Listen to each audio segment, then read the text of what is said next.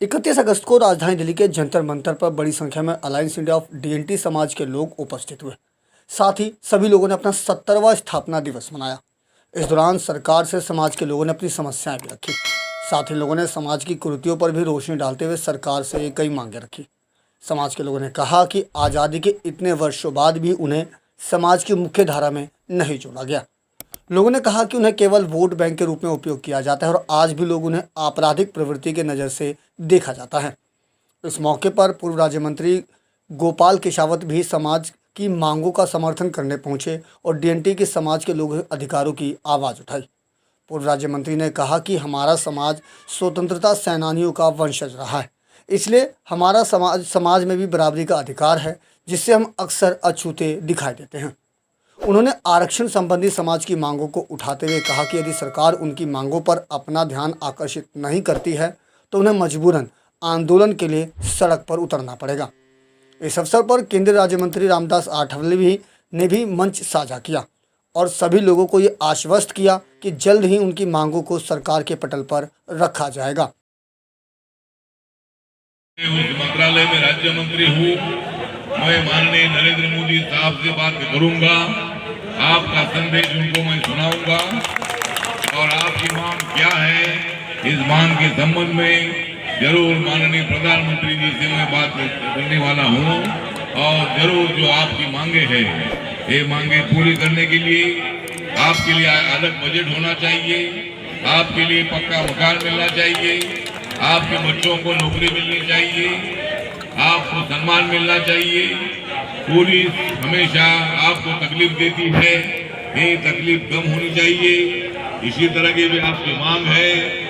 जंतर मंतर पर आज देशव्यापी जो देश की मूलतः फ्रीडम फाइटर जो घुमंतु जातियां थी, जो 1240 जातियां काका कालेलकर से लेकर बालकृष्ण रेणके आयोग और दादा इदाते आयोग तक ने सिफारिश की, जिसमें 1240 जातियों का ये समुदाय है जो आज आज़ादी के अमृत महोत्सव हम लोग मना रहे हैं। लेकिन ये जातियां आज भी खुले नीले आकाश के नीचे हैं और हमारी मुख्यतः जो मांग है, बालकृष्ण रेणके आयोग की रिपोर्ट जो मानसून सत्र संसद में चलेगा उसमें वो रिपोर्ट लागू हो और केंद्र में जो सुरक्षित बालकृष्ण रेणके आयोग ने 10% जो आरक्षण की मांग रखी थी वो आरक्षण मिलना चाहिए और केंद्र में और विभिन्न राज्यों में अलग से डीएनटी का मंत्रालय का गठन हो। हमारी मांग ये है कि जब हमें विमुक्त घुमंतु जनजाति आयोग बनाया जाता है हमारे लिए, हमारी उसके मांगों के लिए, तो जनजाति आयोग बनाया जाए तो जनजाति की फैसिलिटी या आरक्षण क्यों नहीं दिया जाता? हमें जनजाति में शामिल किया जाना चाहिए और एसटी आरक्षण दिया जाना चाहिए 10% रिजर्वेशन बढ़ाकर। जब 10% रिजर्वेशन स्वर्ण जाति को बढ़ा के दे दिया गया है तो इन लोगों को क्यों नहीं दिया जा सकता है? देश के अंदर 20 करोड़ की आबादी है।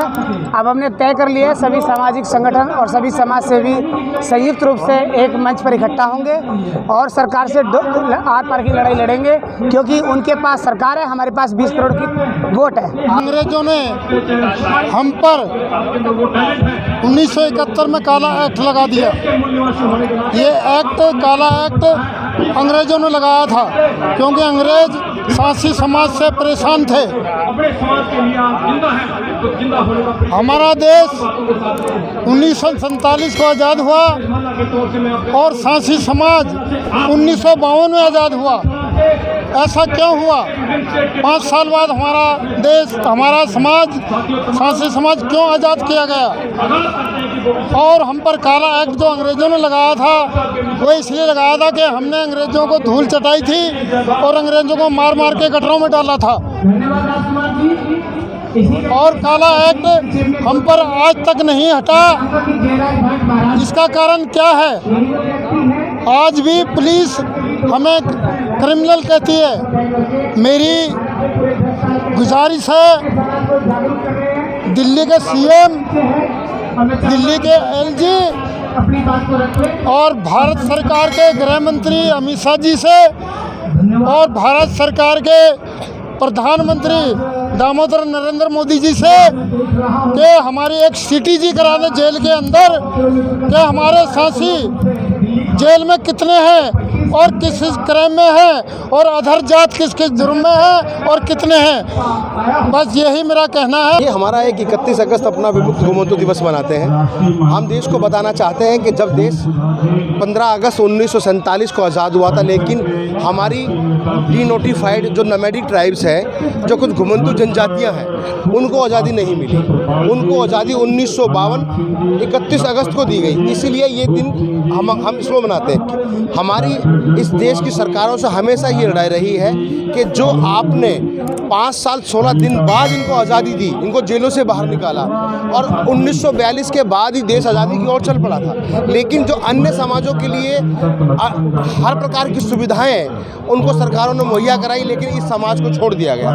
ये समाज जंगल जंगल भटकता रहा है, इसलिए अपने आप को भटकते हैं विमुक्त घुमंतु जनजाति बोलती है। के बारे में शॉर्टकट में इतना ही कहूँगा कि शहरे शबे महताब को चरागों की ज़रूरत नहीं, अंधेरे में जीना आता है हमें, उजालों की ज़रूरत नहीं। खाएंगे सूखी रोटियां भर के कुएं कोर कोर के, वीर क्षत्रिय भातु है हम किसी से कम नहीं। और हमें इंसाफ मिलना चाहिए, क्योंकि हमें आज़ादी मिले 70 साल हो गए। 1952 में नेहरू जी ने हमें आज़ादी दी है, ये श्रेय नेहरू जी को ही जाता है, तो हम उनका बहुत शुक्रिया अदा करेंगे। और मैं तो बस यही कहना चाहूँगा, समाज के लिए हमारा हक हमें मिलना चाहिए। नहीं मिलेगा तो हम ये कहेंगे कि बहता है लहू हमारा तो बहता रहे, खनकती हमारी तलवारें इंसाफ की खनकती रहेगी। अब अंजाम युद्ध का हम हल देखेंगे, जंगे मैदान में हम अपना हुनर देखेंगे। आज तक आज़ादी के बाद भी हमारे इस घुमंतु समाज को न्याय नहीं मिल पा रहा है।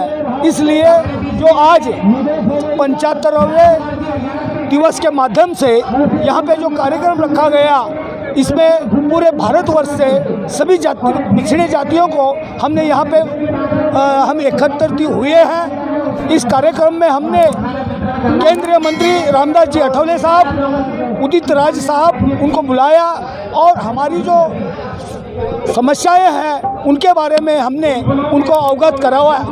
ट्राइब एक्ट, इसका मतलब ये है कि ये ट्राइब के लोग हैं, लेकिन जब इन पर अंग्रेजों ने क्रिमिनल ट्राइब एक्ट लगाया, उसके बाद इनका नाम रख दिया गया विमुक्त जातियां, यानी कि ट्राइब के लोगों को विमुक्त जातियां नाम देकर एक अलग कैटेगरी बना गई, जबकि ये ट्राइब के लोग हैं। इसलिए हमारी सीधी और साफ एक ही मांग है कि जो लोग जो अंग्रेजों के साथ लड़े, जिन्होंने अंग्रेजों की नाक में दम किया, जिसकी उदाहरण इंडियन रॉबिन हुड, सुल्ताना भातू जैसे महान स्वतंत्रता सेनानी रहे हैं, उन्हें तो अंग्रेज़ों की खिलाफत करने वालों को तो आज एक बहुत ही तरसयोग और दयनीय हालत में है। और जिन्होंने अंग्रेज़ों का साथ दिया, अंग्रेज़ों के जो पिट्ठू थे, आज वो मालदार और ना जाने क्या क्या बने बैठे। इसलिए ये बड़ा दुर्भाग्य है। अंग्रेजों ने जराइम पेशा एक्ट, क्रिमिनल ट्राइब्स एक्ट लगाया था।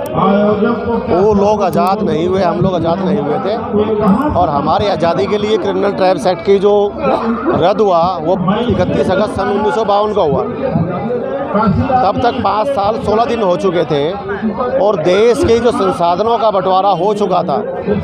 देश के संसाधनों में भारत का बिजनेस क्षेत्र हो, सरकारी नौकरियों का क्षेत्र हो, शिक्षा का क्षेत्र हो, ज़मीन जायदाद का बंटवारा हो, वो सब बिल्कुल बंटवारा हो चुका था।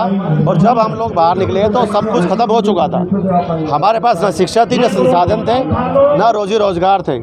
उसके बाद मजबूरी में हमारे लोगों ने बंदर न चाहे, भालू न चाहे, सांप न चाहे, और यहाँ तक कि हमें अपने बहन बेटे को भी नचाना पड़ा अपने रोजगार के लिए, जिससे कि हम अपने बच्चों का पेट भर पाए। लेकिन सरकारों ने इस बात पे ध्यान नहीं दिया। जो आज़ाद हुआ था वो 47 के अंदर हुआ था, और जो हमारा साथी समाज है हमें 52 में आज़ाद किया गया था। आज तक हमारे समाज की कहीं पर कोई सरकार सुनती नहीं है, ना कोई शिक्षा के अंदर, ना किसी के अंदर। हम आज तक इस साथी समाज का इतना शोषण हो रहा कि पूछो मत जी। जय भीम, जय भारत।